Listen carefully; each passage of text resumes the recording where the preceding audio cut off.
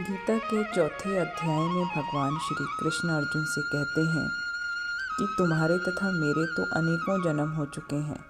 मुझे तो उन सबका स्मरण है, किंतु हे परंतप, तुम्हें उनका स्मरण नहीं रह सकता है। यदा यदा ही धर्मस्य ग्लानिर्भवति भारत, अभ्युत्थानं धर्मस्य तदात्मनं सृजाम्यहम्। हे अर्जुन, जब भी और जहाँ भी धर्म का पतन होता है और अधर्म की प्रधानता होने लगती है, तब तब मैं अवतार लेता हूँ। भक्तों का उद्धार करने, दुष्टों का विनाश करने तथा धर्म की फिर से स्थापना करने के लिए मैं हर युग में प्रकट होता हूँ। हे अर्जुन, आसक्ति, भय तथा क्रोध से मुक्त होकर, मुझ में पूर्णतया तन्मय होकर और मेरी शरण में आकर बहुत से व्यक्ति मेरे ज्ञान से पवित्र हो चुके हैं। इस प्रकार से उन सब ने मेरे प्रति दिव्य प्रेम को प्राप्त किया है। जिस भाव से सारे लोग मेरी शरण ग्रहण करते हैं, उसी के अनुरूप मैं उन्हें फल देता हूँ।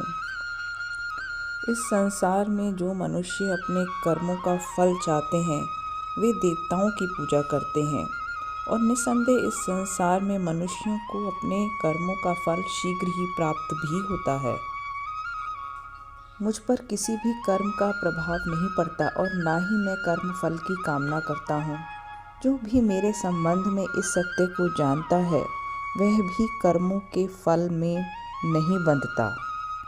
प्राचीन काल में भी समस्त मुक्त आत्माओं ने मेरी इस दिव्य प्रकृति को जान करके ही कर्म किया।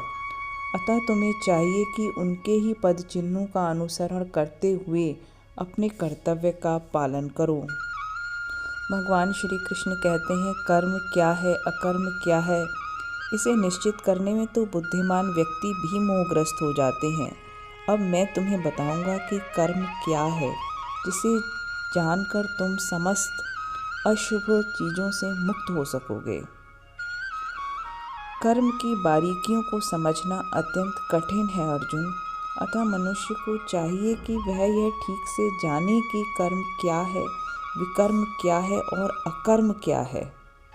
जो मनुष्य कर्म में अकर्म और अकर्म में कर्म देखता है, वह सभी मनुष्यों में बुद्धिमान है और अपनी दिव्य स्थिति में रहता है।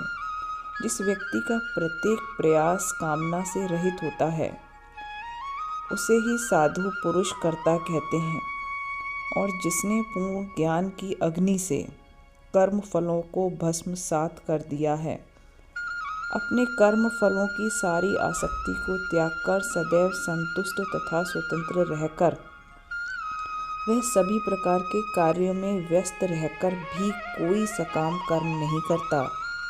ऐसा ज्ञानी पुरुष पूर्ण रूप से संयमित मन तथा बुद्धि से कार्य करता है और अपनी संपत्ति के सारे स्वामित्व को त्याग देता है, और वह केवल शरीर निर्वाह के लिए ही कर्म करता है।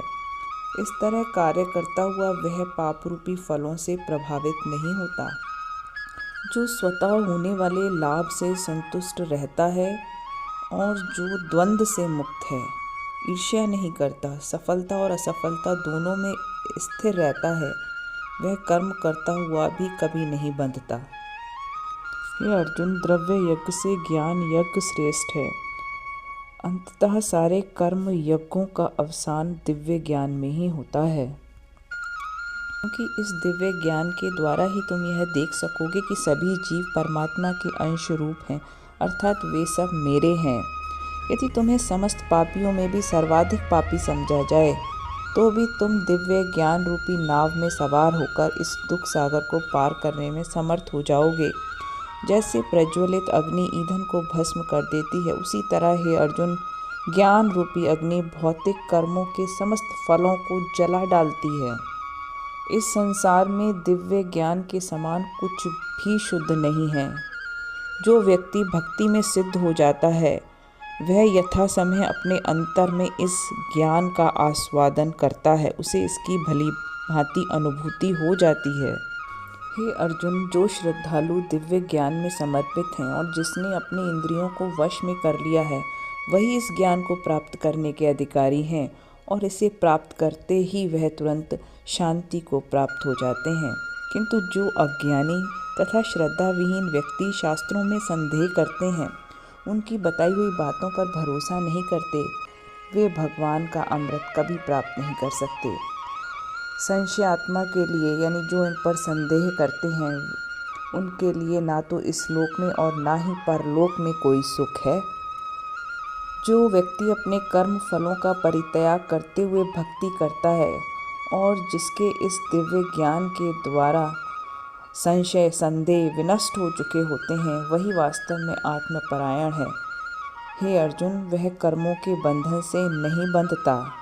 अतः तुम्हारे हृदय में अज्ञान के कारण जो जो संदेह संशय उठे हैं, उन्हें ज्ञान रूपी शस्त्र से काट डालो। हे अर्जुन, तुम योग से समन्वित होकर खड़े हो